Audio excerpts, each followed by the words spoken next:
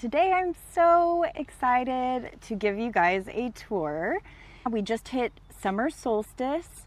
It's officially summer, although it has felt like summer for a long time here in Texas. It's gonna get worse, so enjoy it while it lasts. I can't wait to show you everything that's been growing. We've had such an amazing rainy season this year. Last year was different, so I'm so excited to have this YouTube channel and this garden this year to show you. It's just more spectacular than it's ever been. So come along with me and let's check it out. Let's start out with these unbelievable sunflowers.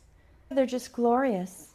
The bees love them, the butterflies love them. Once they go to seed, goldfinches are here. This one is the Santa Rosa plum. It's a weeping Santa Rosa, which means that the branches are coming out and weeping over and then pointing down instead of up. It's going to be covered with beautiful flowers and then eventually plums. Once it fills out, this is a semi-dwarf and you can see it out the windows. Lovely view is always something I'm also designing for. Here is a view of the whole backyard garden, and it is just after summer solstice here. We are in Austin, Texas, zone 9A. Sweet potato vine starting to grow up the trellis. I just trimmed this Texas native grass, and the seed heads had already fallen. I went ahead and made my own organic straw for the strawberries. So there's some strawberries over there. This is a big muley grass native to Texas that I love. It's going to get much bigger. Over here, you can see there's been a lot of chop and drop, and these are leaves from this fig tree. This fig is called the Texas Everbearing Fig Tree. It was actually on homesteads here in Texas at the beginning of the Republic of Texas. When you are doing chop and drop with figs, I just want to let you know there is a substance that's like latex that comes out when you take the leaves off. You may need to wear gloves. Some people are allergic to it. It doesn't really bother me. I don't get it on my hands anyway, so I don't use gloves. I do know people who are allergic to it. The stem is a multi-trunked tree. I was originally trying to make it with a single trunk.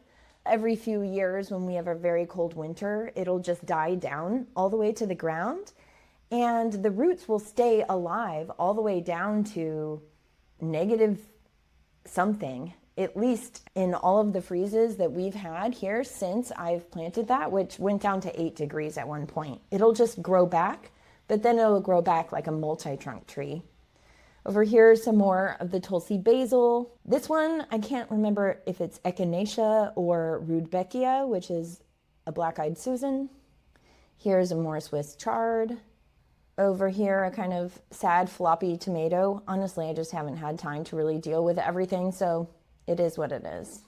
This could be here 1,000 years from now, but it's gonna take so long to grow that I have other trees like this Fuji apple tree a little bit closer than I would normally put those together, because I figure by the time that olive is big enough, I could decide to cut down the Fuji apple tree if it was in the way. We are doing more intensive planting for this food forest. The idea is that a lot of the plants can be chopped down and made into mulch later. I will do a video about that, where I'm going to propagate more and more of these mulberry trees. So you can make cuttings right into your own little tree without having to graft it onto any kind of different rootstock.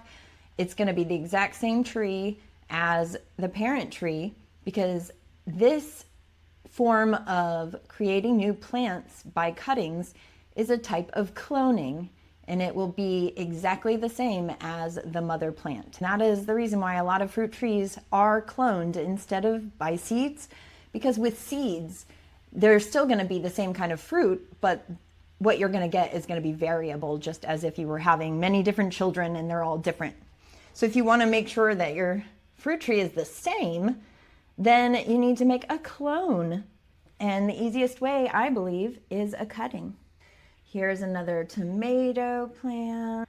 This one is growing with some black-eyed peas and Turk's cap, and I see some asparagus growing through there. I see what's left of my snapdragons. There's really no flowers left, but the greenery is still there. There's another wine grape. Over here, I've got a lot of herbs. Over here along the fence, more and more black-eyed peas. Here's some sweet potato vines growing. This one I love. It's called Mexican Mint Marigold. It's sometimes called Texas Tarragon. You can use it in place of tarragon because tarragon doesn't really grow here. Mexican Mint Marigold tea tastes like licorice and it's really fun. Grow some of your own herbs and start having tea parties. You don't have to be a kid.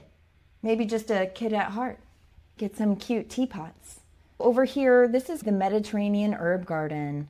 I've got some oregano. Behind that is rosemary. There's some bronze fennel that is about to flower. And these also taste like licorice. I'm going to go ahead and continue to let this oregano flower for the pollinators. See, there's a little bee. He likes it. Okay, and then right behind there is another tiny little olive tree. This one is called an Aberquina olive. So just make sure that the kind of olives you're getting are the kind that could possibly survive your area. Here's more Mexican Mint Marigold. I did clone these from another plant and I had so many, I think I planted maybe 7 of them over in this area. And then we've got comfrey, rosemary. I've got, with just this one bush, probably more rosemary than I'll ever need. Over here, we've got a Texas red bud tree in the bean family. It's a support tree that adds nitrogen to the soil naturally.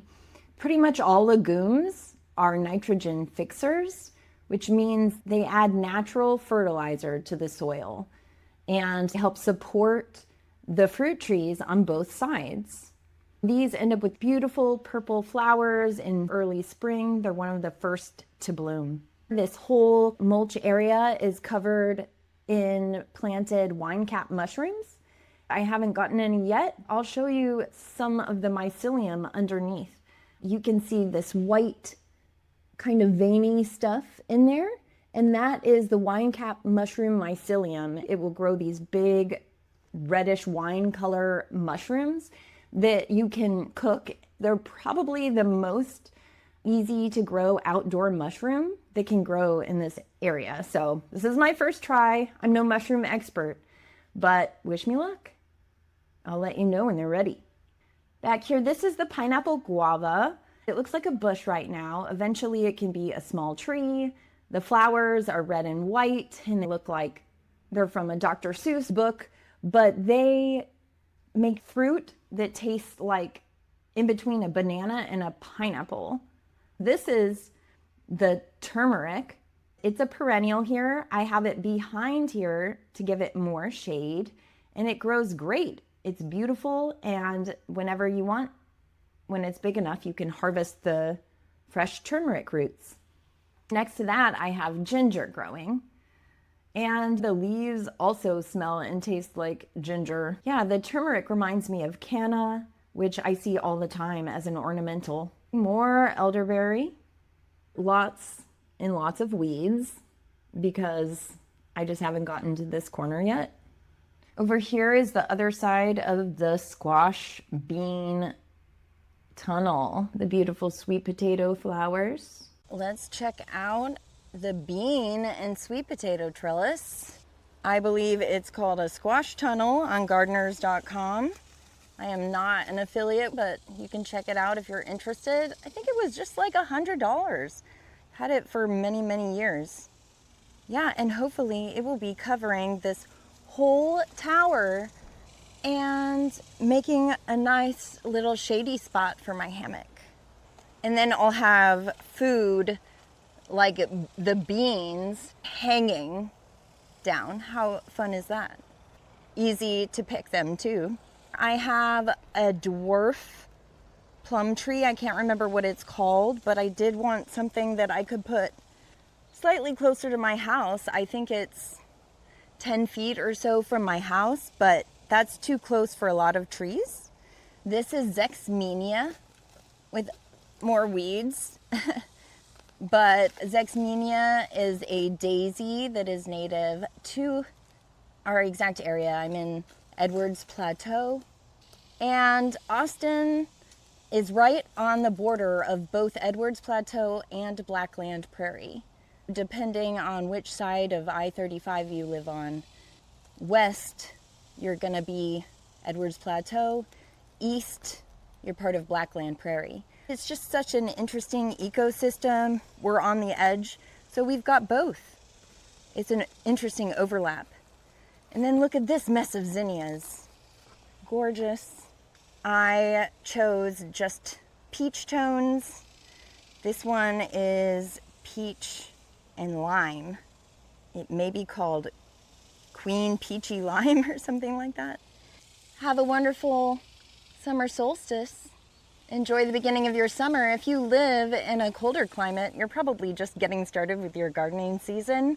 That is so exciting. Let me know how it's going. Let me know where you live, where you're gardening. If you're just getting started or you've already been gardening for years, I'd love to hear about it. Let me know if you'd like to grow a food forest in your area. See you next time.